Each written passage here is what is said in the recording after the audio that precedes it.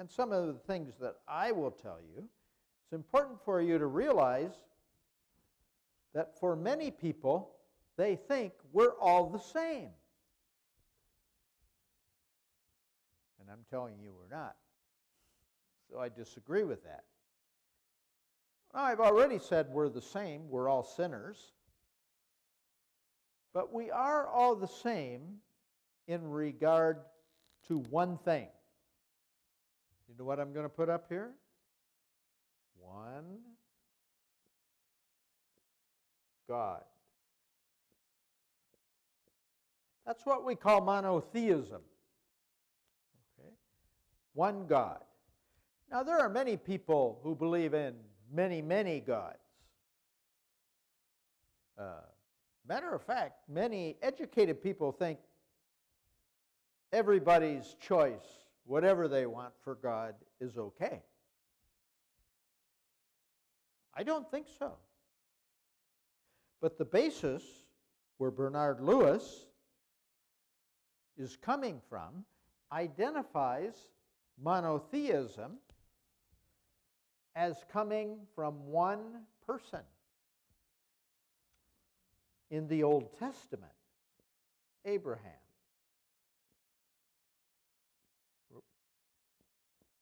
Abraham. Now, was Abraham a Christian? No, of course not. Too soon he was born. Was he a Muslim? No, because Islam comes much later. Matter of fact, Islam is after Christianity. You'll understand that later. Okay. Now, was he a Jew?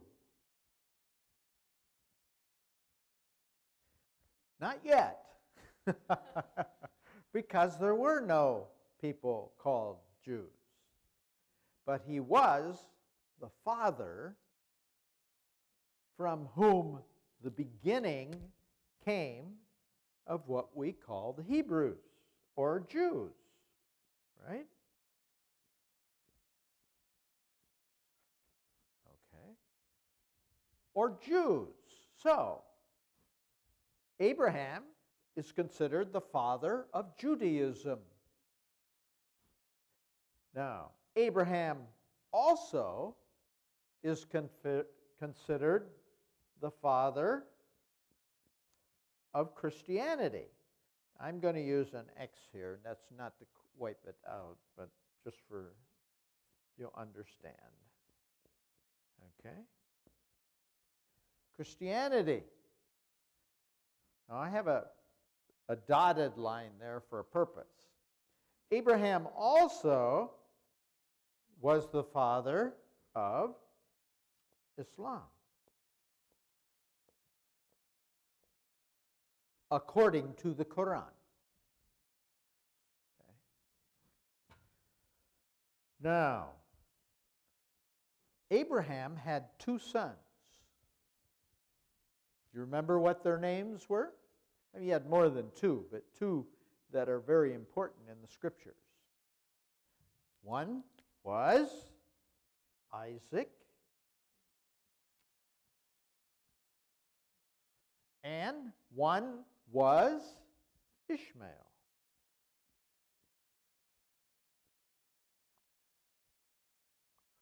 They were both Abraham's sons.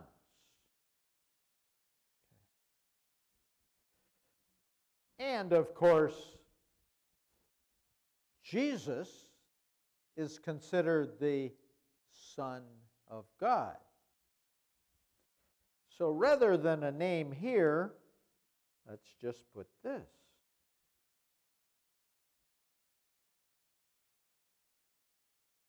Okay?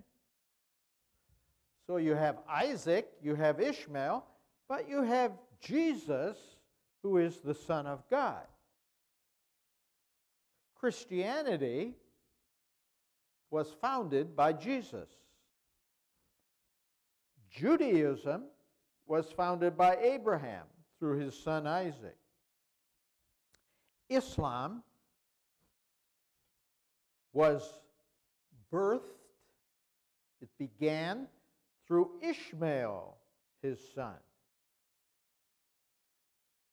So this is why you will read in this book that we all have one Father, that we are all from one religion. However, there's a big difference, because Isaac was the son of the promise. In other words, the heritage of Abraham was passed on through Isaac. And Jesus was born in that family. Ishmael was the son of Abraham, but there was a different mother. So it was a different family. Do you remember the name of the other mother? Hagar. So you had Abraham married to Sarah, and you had Abraham married to Hagar. Hagar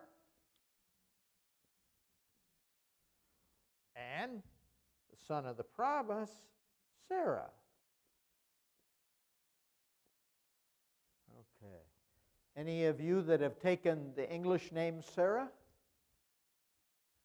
Anybody here called Sarah? Sometimes we have students. Do we know any students at Olivet named Sarah? I think so. I think so. It's a very nice name. Actually, Hagar isn't bad, but Sarah was the real wife of Abraham. Hagar was, if you remember from the Old Testament, the bond slave woman who was the servant of Sarah. God arranged this marriage. Abraham created this. Okay. And we got trouble because Abraham was also a sinner.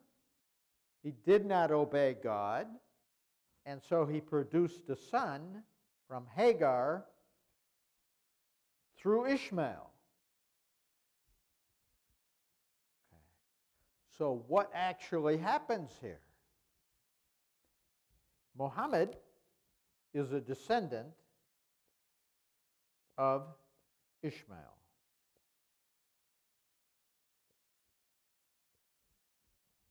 Okay. So he is a son of the bondwoman. He is in the line of the illegitimate child of Abraham. Imagine if your father had two wives, and he had children with both of them. How would you relate to the children of the other wife? Now, you could be friends, hopefully, but you're not in the same family. Because we're talking about inheritance, the line of descent. So that's where the confusion all came. In regard to, yes, we believe in one God. Yes, Abraham is in our lineage. And you say, whoa, whoa, whoa, wait a minute, Dr. Tallman, Abraham's not in my lineage, I don't think. I'm not Jewish.